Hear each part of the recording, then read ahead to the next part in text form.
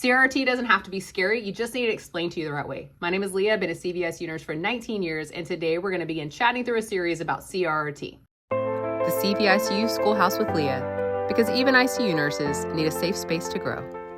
If you have a patient that's on CRRT, you already know that the reason that they're on it is because they need to have either particles like solutes, either small ones like electrolytes or big ones removed, or they need to have fluid removed, or both. When we're talking about a patient that needs CRRT, why would they need CRRT instead of just hemodialysis?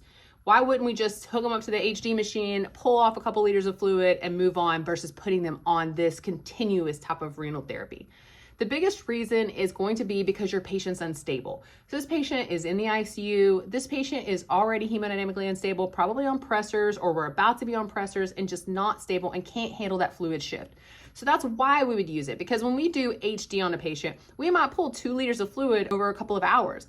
So whenever we're using CRRT, we can use a 24-hour period to pull that same amount of fluid. The length of time that your patient stays on CRRT depends on a couple of things. One is, how long is it till we can get those electrolytes balanced or the solutes removed? Or how long is it till we can get the right amount of fluid off the patient where they're breathing better or everything is looking better? Or does the patient, even though they haven't met those goals, does the patient get more hemodynamically stable and we could switch them over to HD? Like maybe this is an acute thing that's turned more chronic and we're not going to be able to come off of hemodialysis. They're going to need it long term, but they're off pressors now and they're doing a lot better. And so in that case, sometimes we can switch from CRRT to HD.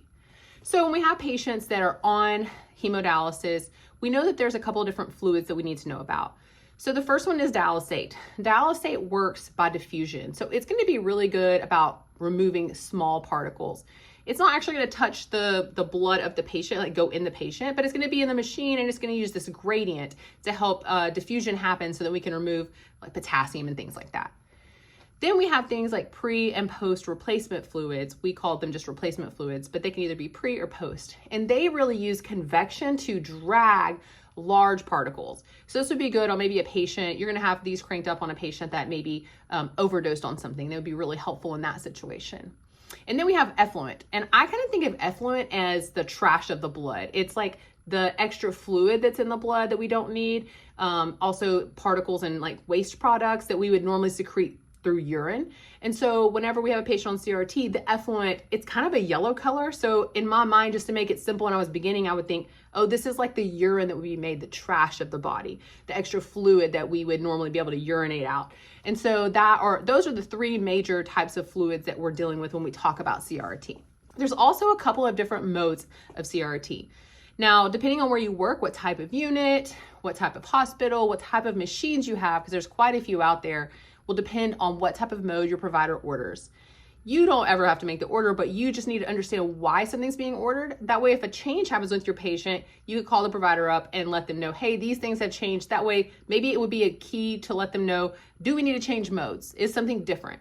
Maybe the patient initially only had issues with electrolytes and now we need to pull fluid too. Or maybe the patient only needed fluid pulled at first, but now their electrolytes are kind of getting crazy. So do we need to change something up? So I work in the CVICU and the most common mode that we use is CVV HDF. And that is going to both pull fluid off of the patient, and it's also going to help us be able to pull off molecules, solutes off of that patient. And that's what happens with a lot of my patients. A lot of my patients are heart patients, and they haven't gotten great perfusion to their kidneys. They've built up all this fluid. It's in their lungs. We can see it on the chest x-ray, and their electrolytes are wild. And we're like, we got to fix this.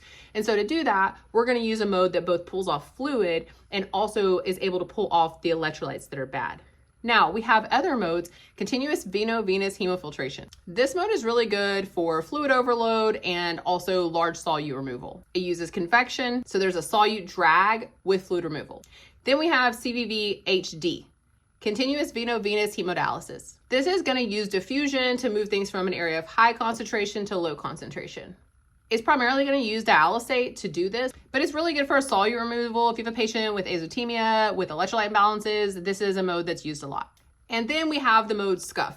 So SCUF is for fluid removal only. The patient's labs aren't a huge issue. You just need to pull a large amount of fluid off. You can pull a ton of fluid off of a patient whenever you're using SCUF. Whenever you are considering why the provider ordered whatever mode that they've ordered, or should you call the provider and maybe think about like, should we change mode? Just ask yourself the question, are we trying to remove fluids? Are we trying to remove solutes like electrolytes or big molecules? Or are we trying to do both? If you found this video helpful, you can subscribe to this channel, like this video, and you can check the link in my bio for some more resources. Continue to follow along. We'll talk all things CRRT.